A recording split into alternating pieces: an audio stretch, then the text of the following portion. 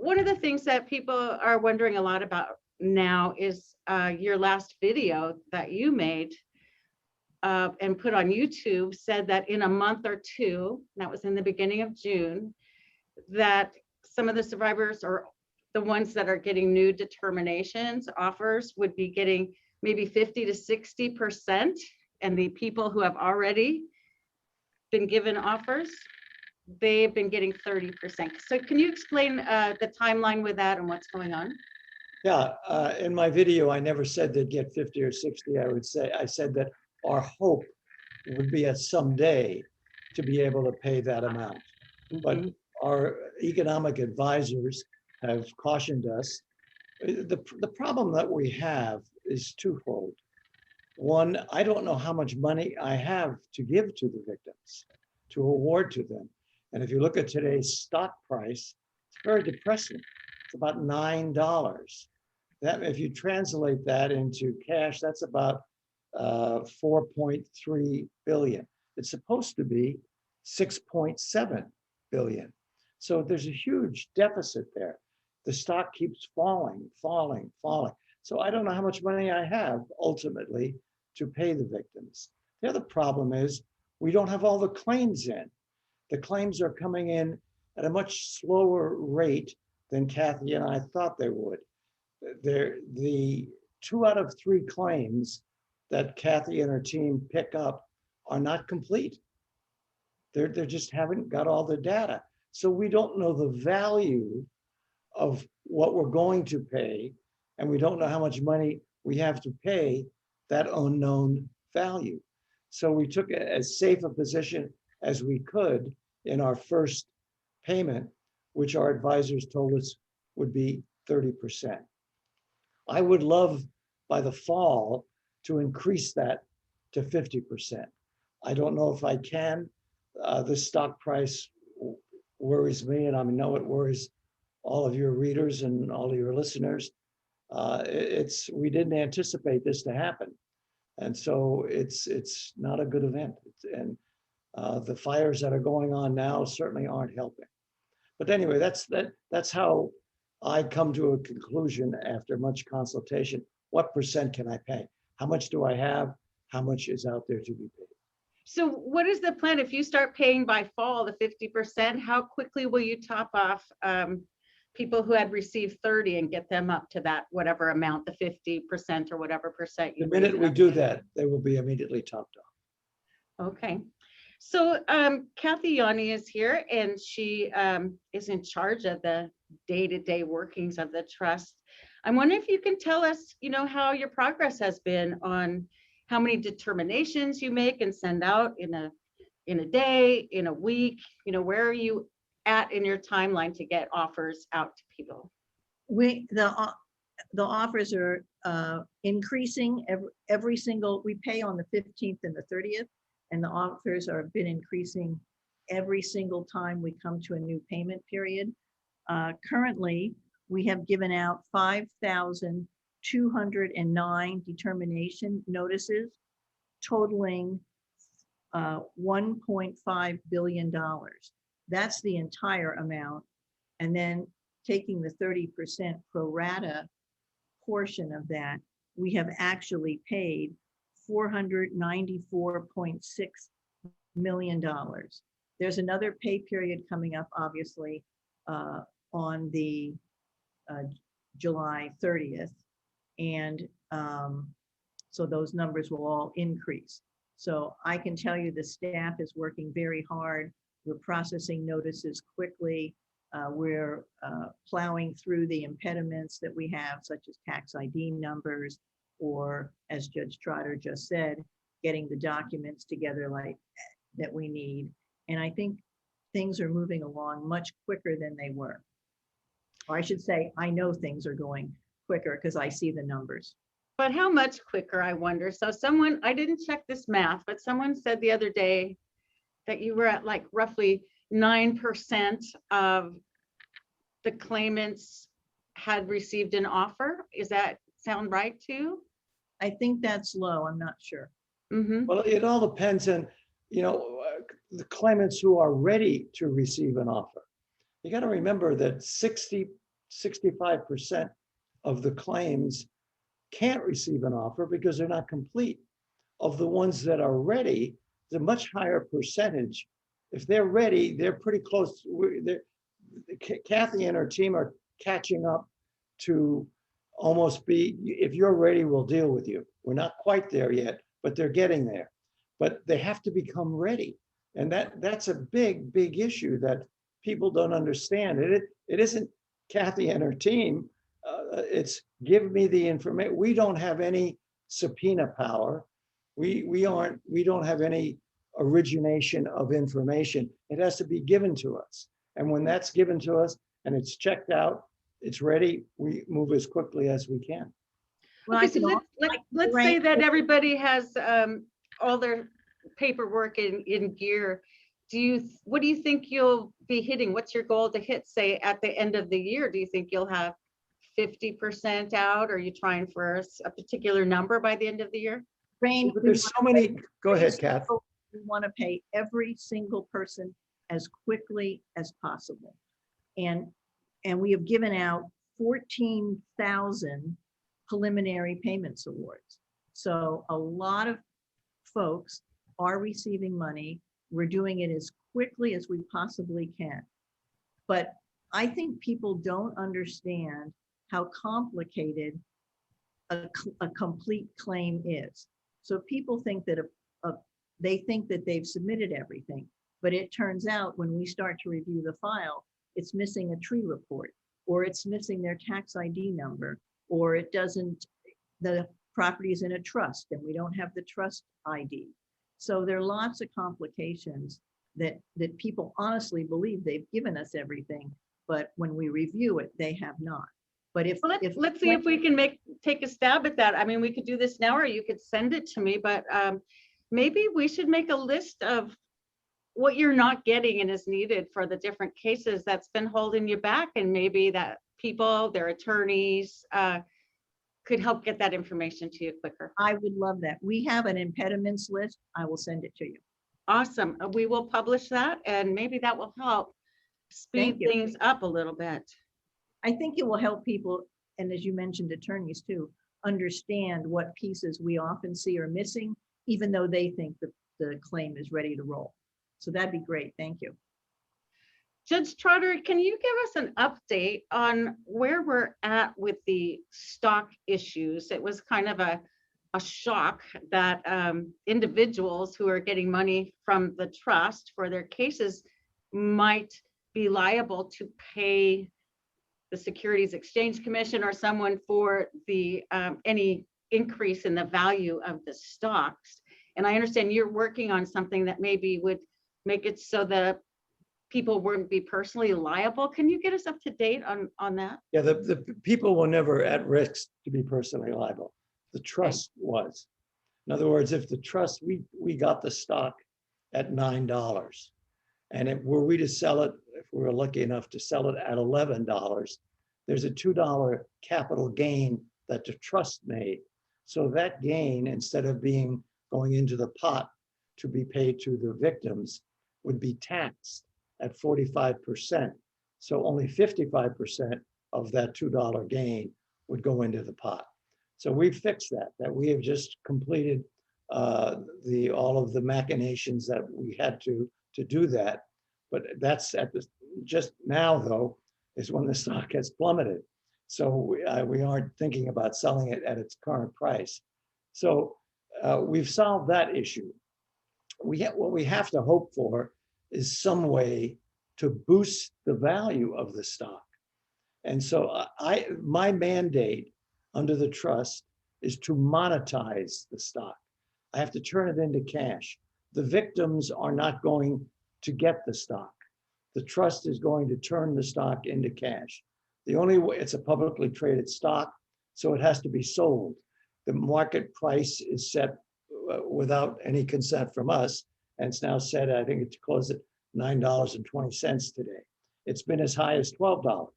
So we just have to hope that the stock gods are on our side and the value goes up, because every point of value that the stock gets is about $500 million in the victim's favor.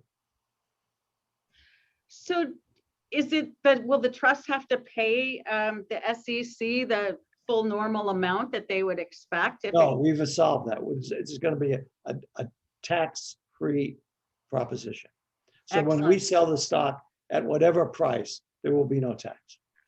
So speaking of taxes, is the Fire Victim Trust working at all with the state and federal legislators to help relieve any tax burdens on people for these offers and payments? Well, I don't think that they have the power to do that. The tax law is what it is. Most of the recoveries are not taxable. If you get a recovery that replaces what would have been a taxable stream of income, then it still would be taxable. Okay, excellent. Well, I know the legislators locally, federally, and state are working on it. So yeah, I wasn't sure if you were working with them. We had a very good conversation with the Attorney General and all of the legislators in the last week or so. We didn't talk about the tax part of it, but they've been very helpful. So what did you talk about? What can you tell us? Well, we talked about how the trust was going. We talked about let's meet again. And is there some way that we can creatively add value to the stock part of the equation? So you have several lawsuits that you've put in place. Would that help cover some of the or all, hopefully, the money that might not come in from the stocks to fully fund the trust? We have what? Say again, I didn't hear the first part. Several lawsuits that you've put in place. Oh, yes, we have 7 lawsuits that were, yes, we hope that will bring in some money. But those You think that's lawsuits, enough to make up for the stocks being low? not at today's price. But the other problem with that is that lawsuits take a long time. They take years, and these were just filed since we took over the trust. So they're years from fruition. I'm curious about that too. Kathyani is the claims administrator. I'm kind of curious here. You know, we were hearing that there'd be a payment and another payment and another payment, maybe 3 different payments. But now that you're topping off, maybe that's going to change. But basically, it sounded like a 3-year span of payments. I know there are trusts set up for minors in this. So I'm curious how long the Fire Victim Trust will have to be in existence and funded to keep going in order to do all the work that you have to do. That's a good question that I don't know the answer to. But with regard to the payments, the top up is a payment. And you're right, there will be payments as we go along. What determines my ability to make a payment is how much information I have. So as more of the claims are reduced to value, so we know how much is out there by way of claims, and when we start to figure out what the real value of the stock is, so I know how much money I have, we can go to our analysts and say, here's the claim amount, here's what we think we have. I want to pay up to 50%. Let me put these into numbers. Based on what the information we have now is sketchy, it's beginning to fill in, but it's not complete. It looks like preliminarily, there's about 16 to 17 billion dollars in claims that are going to be made. If you got what you said you thought you were going to get at 13.5, that would have been in the 80% value of if the claims are 16 billion. But if the stock stays at 9, then you're going to be down in the 60% range. So it's a big, huge difference as to how much each victim is going to get, depending on the value of the monetization of the stock. It's a huge difference. And there's no way to know that. As a claims administrator, Kathyani, do you think this is a 5-year set up for the Fire Victim Trust, or do you know if you have to stay in existence for 10 years because you have trust for minors and things? What do you think? We don't know how long the trust is going to operate, because again, we don't have all the money yet. We have less than 50% of the money. So again, it's our goal to get everything paid as quickly as possible. And we have a special master, Judge Ellen James, in charge of the minors' comps.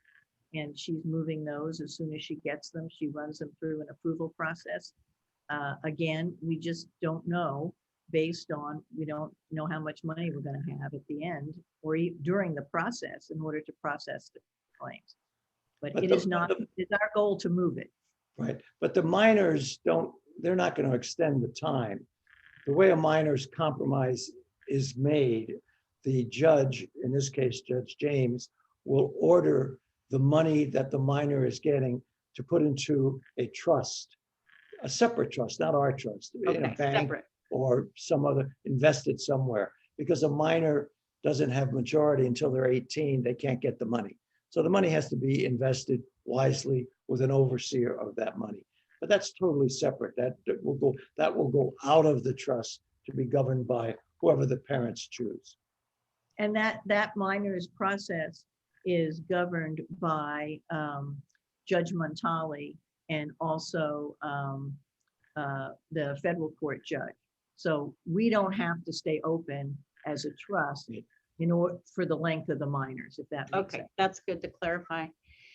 So I guess we should maybe get it out of our heads that there might just be 3 payments, because you get a payment that gets topped off. We might get another one next year. You might get another one the year after. Yeah, we don't know. In a perfect world, we'd like to do this at 3 payments. I'd like to get it up to 50% as quickly as I can. And aspirationally, we're talking about this fall. That might not happen, but that's what Kathy and her team are working so hard at, and what we have another whole program that we're employing to get more information so that we can do that. If we can get to 50%, then the value of the stock will probably determine when and if we can make how much the next payment will be. But 50% is the settlement was structured to be 50% cash, 50% stock. So I'm certain about the cash, but I'm very uncertain about the stock. So there has been some heat about the expenditures of the Fire Victim Trust. Are there some things that you have done to reduce your expenses, or can you comment on that? Can I Yeah, address that, Elaine? I want to say that Go ahead, Go ahead. Kath, you want to go? well, I was just going to say, we are keeping the trust expenses at about 1%. Most trusts, and certainly most MDL procedures, the expenses of the claims process are somewhere 3%, 4%, and 5%. We are very dedicated to running a lean, mean machine, and that is exactly what we're doing. 1% is hovering about where we are, and we have oversight from the Trust Oversight Committee that monitors the expenses, and we also have outside auditors that monitor our expenses, and we're actually below budget. And we understand it's a pressure point, and we're trying to do our best to keep things moving along and keep expenses roughly at 1%. Yeah, no, Right. Go ahead. that might not be particularly meaningful, 1%, but let me put it to you this way. The article that was published that said we had all this expense and we weren't paying anybody was a little bit misleading. The period of time that it said we weren't paying anybody is before we began to make payments. So we really weren't paying anybody. And that was the period of time that we were beginning to build from nothing our infrastructure that allows us to now make payments.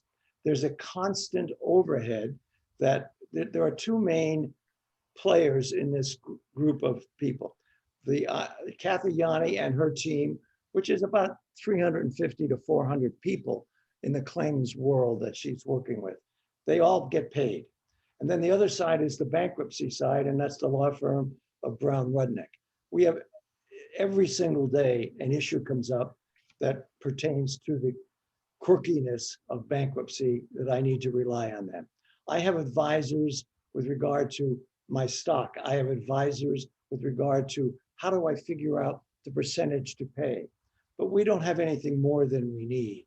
And as I think for a 10, 11, 12 billion dollar process, which is what we have here, we're doing pretty good on the expenses. But it is expensive. Kathy, in her wisdom, and she's as good as there gets at this, has just figured out, has determined that we need more claims processors. So over the last month, they've been in stages training so that starting August 1st, we'll have 50 more people. Now that increases the overhead, but that's a necessary part of doing the job so that people can get paid.